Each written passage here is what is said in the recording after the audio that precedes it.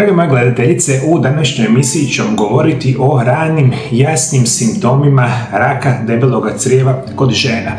Govorit ću vam o tome i koji su glavni uzroci ove izuzetno teške bolesti koja je u zadnjih nekoliko desetljeća porasla nekoliko desetaka postotaka više nego prije recimo 10-20 godina. Sve u svemu i problemi leže u ovom značajno lošem načinu života. I kada govorimo o današnjoj emisiji, sve je znanstveno utvrđeno u studijima koji ću vam govoriti po segmentima, pa ćete moći sami provjeriti moje današnje informacije. Neke od istraživanja ću staviti naravno dolje ispod video zapisa, a kao i uvijek ovaj video zapis je namijenjen u informativne i edukativne svrhe. Za sve ostale savjete potražite informacije i liječenje vaših doktora. Ono što možemo reći, rak debeloga crijeva danas se smatra bolešću modernog načina života. Žene u periodu od perimenopauze i menopauze prolaze kroz značajne hormonalne promjene koje direktno utječu na funkcioniranje crijeva, probave, mikrobiote imunološkog sustava. Možemo reći da jedan od glavnih razloga zašto nastaje rak debelog crijeva u žena, ali i naravno i u muškaraca i specijalno nakon 40. godine života biti će desetljeće konzumiranje jako loše visoko prerađene hrane koja je jako osiromašena i mineralima i vitaminima i vlaknima, sve ono što nama treba, ali to je nažalost moderna prehrana modernog čovjeka. Suvremeni način prehrane je bogat crvenim i prerađenim mesom, zasićenim mastima, šećerom, bijelim brašnom, industrijski zapakiranom hranom, a jako je siromašna vlaknima, svježim povrćem i voćem, te stvara dugoročne upalne procese u crijevima. Istraživanje The Lancet Oncology 2019. godine analiziralo je više od 500.000 ispitanika i pokazalo je da su žene koje su svakodnevno konzumirale prerađeno meso imale 35 do 40% veći rizik od raka debeloga crijeva. Jer nizak uzrok vlakana bilo da je jedan od nekih najglavnijih rizičnih faktora ove bolesti. Prevedeno znači, kao što ova studija pokazuje, glavni rizik nastanka raka debeloga crijeva će biti svakodnevno konzumiranje ili većinu mjeseca visoko prerađenog mesa. Kobasice, slanine, šunke, ćevapi i slične vrste, recimo salame i slične vrste mesnih prerađevina danas su krcate ponajprije visokom koncentracijom štetnih hormona, antibiotika, ostalih vrsta kemikalija i mi kada takvu vrstu namirnica jedemo većinu tijekom jednog tjedna, značajno povećavamo rizik od raka debeloga crijeva. Dakle, ovo molim vas zapamtite. Jedan od najvećih rizika za nastanak raka debeloga crijeva će biti redovito konzumiranje visoko prerađenog specijalno crvenog mesa. Možemo nešto govoriti o hormonalnim promjenama i zašto je ovo važno, posebno nakon 45. godine. Prije svega govorimo o estrogenu koji štiti sluznicu debeloga crijeva. Regulira metabolizam žučnih kiselina i održava zdravu crijevnu mikrobiotu. Smanjuje kronične upalne procese. A studija obavljena u JAMA 2020. pokazala je da žene nakon menopauze imaju potpuno drugačiji sastav crijevne mikrobiote. Usporedi s muškarcima i ženama u perimenopauzi. Gubitak estrogena oslabljuje obrambenu barijeru crijeva i povećava sklonost u razvoju prekancerogenih polipa. Drugim riječima, menopauza mijenja način koji crijeva funkcioniraju, a mnogi, naravno žene, toga nisu svjesne. Jedan od glavnih razloga zašto osobe u modernom životu razboljevaju se od raka debeloga crijeva biti će sjedilački način života bez vježbanja i prekomjerna tjelesna težina. I mi živimo u vremenima kada je pretilost nikad viša u povijesti. Isto tako ovaj sjedilački način života znači da mi većinu tijekom 24 sata provedemo ili sjedeći ili ležeći. I mi kada ovaj način života prakticiramo 5, 10, 15, 20 godina, sasvim je jasno da ćemo imati problema sa probavom i problema sa crijevima, a veliki broj vas nikada nije čuo da upravo sjedilački način života i prekomjerna tjelesna težina dugog niza godina uzrokuje rak debeloga crijeva. Dalje ćemo govoriti, jedan od kritičnih uzroka bolesti će biti kronične upalne bolesti crijeva, kao što su Kronova bolest ili ulcerozni kolitis. Kod žena s dugotrajnim upalnim procesima sluznice debeloga crijeva, ona je stalno oštećena i može ubrzati mutacije stanica, poremetiti imunološki nadzor, olakšati razvoj polipa i tumora. Časopis Gastroenterology 2020. godine navodi da su žene sa upalnim procesima crijeva u riziku od razvoja debeloga crijeva 2 do 3 puta veće od samoga procesa, što je bitno za reći. Ima još nekoliko informacija koje su znanstveno utvrđene, rekao sam nešto od tih istraživanja, ću vam staviti dole ispod video zapisa, možete i sami pročitati i da potvrdite ovo sve što vam ja danas govorim. Govorit ću vam isto tako da se smatra da genetska predispozicija u smislu razvijanja raka debeloga crijeva igra otprilike ulogu negdje 10 do 15%. Dakle, rak debelog crijeva može biti genetski uvjetovan, ali on je u puno manjem postotku nego kada osobe imaju super loš način života dugi vremenski period, sve znanstveno utvrđeno. Još par informacija bitnih za razvoj raka debeloga crijeva. A to će biti stres, nedostatak sna i poremećaj crijevno-mozgovne osi. Stres potiče hormonalnu neravnotežu, promjene mikrobiote, ubrzano starenje stanice crijeva i kronične upalne procese. Istraživanje Nature Communication iz 2020. godine pokazalo je da kronični stres može promijeniti sastav crijevne flore unutar samo 2 tjedna i postaviti temelje za bolest debeloga crijeva. Dakle, gledateljice, rak debeloga crijeva nije bolest koja se razvija preko noći. Ona nastaje tiho i godinama, a žene u menopauzi nalaze se u razdoblju života kada hormonalne, metaboličke i lifestyle promjene stvaraju savršenu oluju za pojavu ove vrste bolesti. I zato je ključno shvatiti rane simptome raka debeloga crijeva. I govorit ću to, rekao sam puno puta, vi koji imate ovog tipa problema i želite prevenirati i spriječiti ovu bolest, naravno da možete nazvati moju ordinaciju, gdje ću se ja potruditi vama dati sve informacije koje bi vam mogle pomoći. Ukoliko ne možete ili ne želite našu pomoć, obavezno se javite kod vaših liječnika, specijalista, neka vam potvrđuju da liječe samo ovu vrstu bolesti. Oboljenja je ključno da shvatite da nikada sami ne bi smjeli sebe niti dijagnosticirati, niti liječiti. To uvijek trebate ostaviti medicinskim stručnjacima kojima vi izaberete. Idemo sada, moji dragi gledatelji, govoriti o ranim jasnim simptomima raka debeloga crijeva kod žena.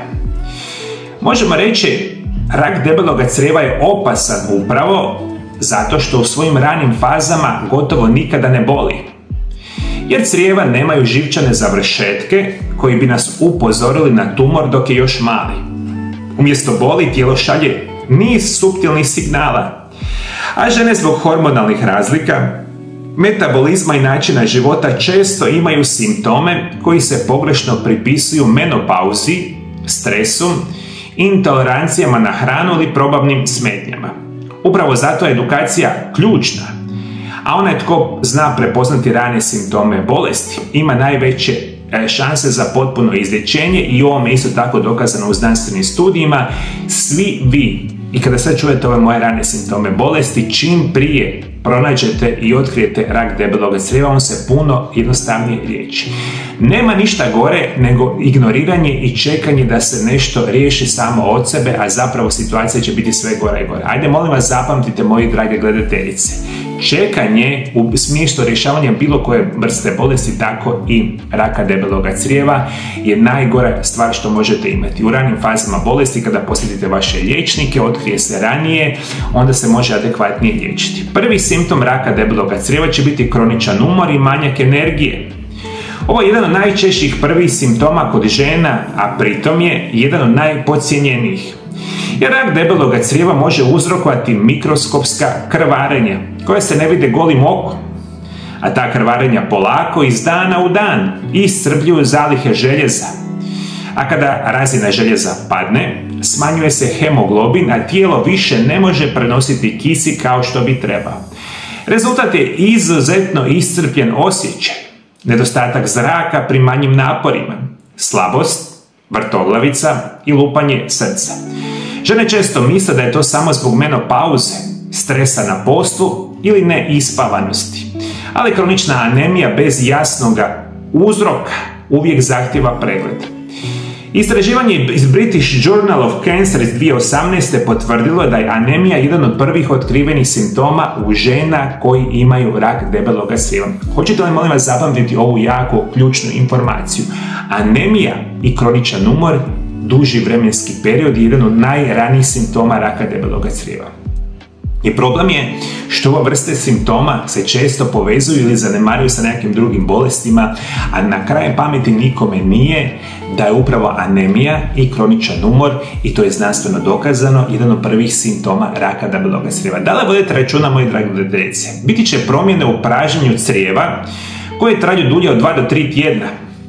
Ako se vaš ritam pražnjenja crijeva značajno promijenio i to traje 2 ili više tjedana, to je rani znak da crijeva šalju upozorenje.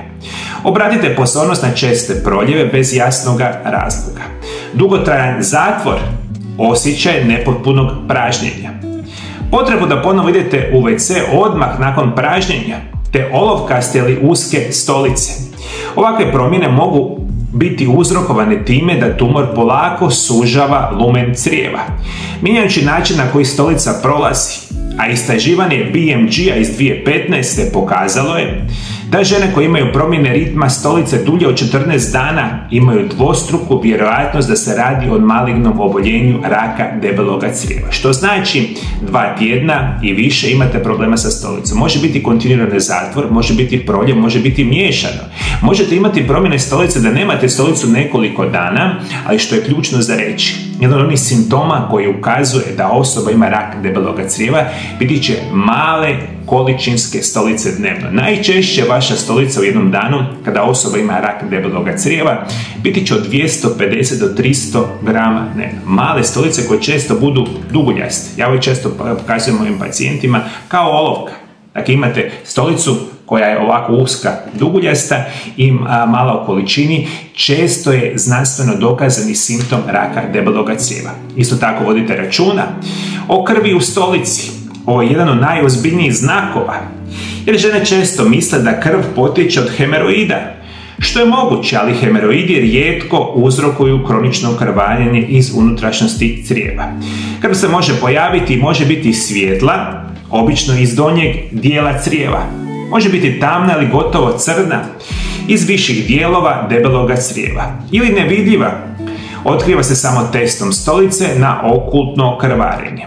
Studija iz Annals of Internal Medicine 2017. objavilo je podatak da se čak 40% žena prvo liječi zbog navodnih hemoroida i tek nakon nekoliko mjeseci dobije ispravnu dijagnozu. Ključno je, opet nismo postavili dijagnozu tada kada smo trebali i onda ovi pod navodnicima hemoroidi kasnije se ispostavi da su rak debeloga crijeva. Molim vas, vodite računa. Imam jednu zahtjevu, kako bi rekao, jednu želju od vas, moji dragi. Ajde, molim vas, ovaj moj videozapis dolje ispod videozapisa komentirajte. Svi iz cijeloga svijeta koji me pratite, ukoliko ste vi imali iskustva sa rakom debeloga crijeva, možda vi, možda neki od vaših najbližih, kako su se kod njih pojavili simptomi raka debeloga crijeva, molim vas, pišite dolje ispod videozapisa, pa vi dajte informacije koje ja možda danas neću reći na bilo kojem jeziku. To je jako, jako važno da pomognemo i drugim osobama. Idemo dalje govoriti. Govorit ćemo o neobjašnjenom gubitku težine. Ako ste izgubili 3 do 6 kg, a da niste promijenili prehranu niti tjelovježbu, to je znak da tijelo troši energiju na način koji nije uobičajen. Gubitak težine može biti povezan sa povećanom potrošnjom energije tijela u borbi sa tumorom, promjenama metabolizma ili gubitkom apetita, hormonalnim promjenama izazvanim bolešću. American Cancer Society navodi da je gubitak težine bez razloga jedan od najvažnijih simptoma svih tumora probavnog sustava, što je jako, jako bitno za reći. Dakle, to su nažalost simptomi u onim kasnim fazama, kritičnim fazama oboljenja raka debeloga crijeva. I naravno, jedan od onih simptoma itekako može biti kada osoba je kontinuirano napuhana, naravno naduta, ima kontinuirane osjećaje bolova u samome stomaku koje traje danima, ponekad i tjednima, može ukazivati na rak debeloga crijeva. Isto tako vodite računa da često ljudi imaju osjećaj da nešto blokira crijeva. Ovaj simptom koji se često pojavi tek nakon što je tumor počeo zauzimati značajan dio crijevnog lumena. Žene mogu osjetiti kao da se crijeva ne prazne potpuno, osjećaj prepreke u abdomenu, osjećaj punoće već nakon maloga obroka, te napuhnutost čak i nakon lagane hrane. Ovo je znak da je potrebno potražiti liječničku pomoć. Te promjene apetita, jer često probava usporava i može se javiti gubitak apetita, gađenje prema određenim namirnicama, osobito prema mesu, osjećaj rane sitosti te mučnina nakon masne hrane. Ovi simptomi nisu specifični, su isključivo za rak, ali kada se jave zajedno sa prethodnim, nužno je učiniti jako bitan pregled, što je jako bitno za reći. Jeste me shvatili, moji dragi gledatelji? Ovaj videozapis je namijenjen da shvatite koji su glavni uzroci, koji su glavni simptomi raka debelog crijeva, naravno kod žena, i to je ključno za reći. Kao i bilo koja bolest, tako i ova izuzetno teška bolest, bitno je shvatiti u onim ranijim fazama. Uvijek su promjene načina života i stil života ključan razlog zašto nećete dobiti rak debeloga crijeva. Upravo iz tog razloga, moji dragi gledatelji, vi koji ne znate, ja sam nedavno izdao moju 4. knjigu koja se naziva Čudesni prirodni lijekovi, 3. dio, koji je službeno u prodaji. Ali uistinu, vi svi koji nikada niste čuli pa ili znali o nutricionizmu i prirodnim lijekovima, ja bih vam stvarno preporučio. Ja sam napisao do sad 4 knjige o prirodnim lijekovima i o zdravoj prehrani. Svi vi koji nemate moje knjige, toplo vam preporučujem. Uzmite dolje ispod video zapisa, imate internetsku stranicu MarioLab.hr. Moje knjige su prevedene na mnoge strane jezike i u njima vas učim kako da prevenirate i sprečavate rak debeloga crijeva i mnoge druge bolesti.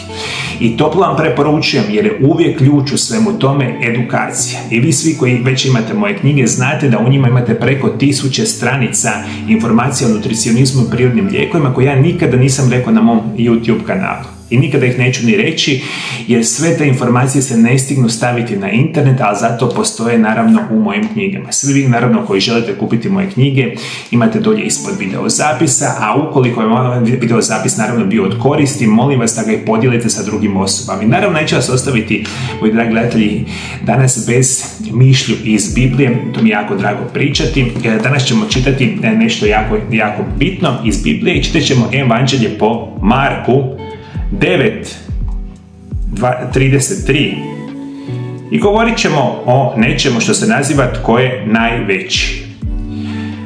U Bibliji piše: dođoše u Kafarnum, kad je već bio u kući, upita ih: o čemu ste putem raspravljali? Oni su šutjeli jer su putem raspravljali međusobno o tome tko je najveći. On sjede dozva 12 pa im reče: tko želi biti prvi, neka bude zadnji od sviju i sluga svima. Zatim uze malo dijete, postavi ga među njih, te ga zagrli, reče im: tko primi radi mene jedno od ovakvih malenih, mene prima. A tko mene primi, ne prima toliko mene, nego više od onoga koji mene poslao. U ovom odlomku Isus svojim učenicima se vraća u Kafarnum kad su već bili kući i pita ih: o čemu ste putem raspravljali? I možemo reći da vas ovaj odlomak podsjeća na 2 ključne poruke za naš život. Prvo, poniznost i briga o sebi i drugima, jer naše zdravlje uvijek počinje u trenutku kada se ponizimo pred istinom. Kada priznamo da našemu tijelu nešto nije u redu, da trebamo pomoći, da trebamo preispitati i tražiti medicinski savjet. Jeste shvatili, moji dragi gledatelji? I u Bibliji naravno pišu slične informacije, samo što mi nismo svjesni. Uvijek, mislim to sam rekao puno puta i ponovit ću još puno puta, stručno liječenje dajte liječnicima, izabranim medicinskim stručnjacima ili stručnjacima kojima vi vjerujete. Nikada ne smijete sami sebi niti dijagnosticirati, niti liječiti, niti na osnovu mojih videozapisa koji su stvarno napravljeni u edukativne svrhe i samo informacijske svrhe, nikada nisu razlog da vi sami sebe sada nešto dijagnosticirate i liječite. Molim vas, budite pametni, posavjetujte se sa vašim liječnicima. Dalje vodite računa. U Bibliji nam ovdje govori se da velikim nas čini služenje. Jer možemo reći, u današnjoj emisiji govorili smo o simptomima raka debeloga crijeva, temi koja može spasiti život. A Isus nas podsjeća da najveći među nama nije onaj koji se uzvisuje, nego onaj tko služi, tko pomaže, tko spašava, tko grli, tko učini dobro djelo bez da ga itko vidi. Svaki puta kada podijelite informacije koje mogu pomoći drugoj osobi, svaki puta potaknete nekoga drugoga da ode liječniku, svaki puta ohrabrite nekoga tko se boji pregleda. Vi postajete upravo ono čemu Isus govori, službenik dobra, sluga ljubavi i netko tko ti čini nešto veliko. I to vas uvijek molim, moji dragi gledatelji, ja stvarno bih želio da ove moje informacije podijelite vašem internetu, ne znam, Facebooku, Instagramu i putem YouTube-a, jer ove informacije, nažalost, bit će vama dostupne samo 2 do 3 dana i ovaj video zapis više niko nikada ga neće ni vidjeti. Ali ključno je da shvatite da vi veliku ulogu igrate kao i ja u pomoći drugim osobama i molim vas, ovaj video zapis podijelite, to nas uči naravno i sama Biblija. Isto tako vodite računa, kada Isus zagrli dijete, stavi ga u središte, on poručuje, budite jednostavni, budite iskreni, budite poput djeteta kada je riječ o istini. Rak debeloga crijeva, kao i sve druge bolesti, ne čeka. A mi, da bismo zaštitili sebe i svoje najmilije, moramo biti dovoljno iskreni da reagiramo na vrijeme, u tome je prava veličina. Tko čeka, nijedna bolest, tako ni rak debeloga crijeva, neće proći sama od sebe. Nemojte se bojati, jer u prvim ranim fazama bolesti se to najjednostavnije i lakše rješava. Moji dragi gledatelji, još bih htio samo napomenuti, naravno svi ovi moji video zapisi isto tako ih možete vidjeti u nekakvim playlistama ili drugim video zapisima. Puno o raku debeloga crijeva imate u ovom linku ovdje pored mene, u ovom malom prozorčiću. Ako želite saznati puno više o prirodnom liječenju, simptomima, možete ga pogledati. Bog vas blagoslovio, Bog blagoslovio vašu obitelj. Vidimo se drugi puta. Lijepi pozdrav!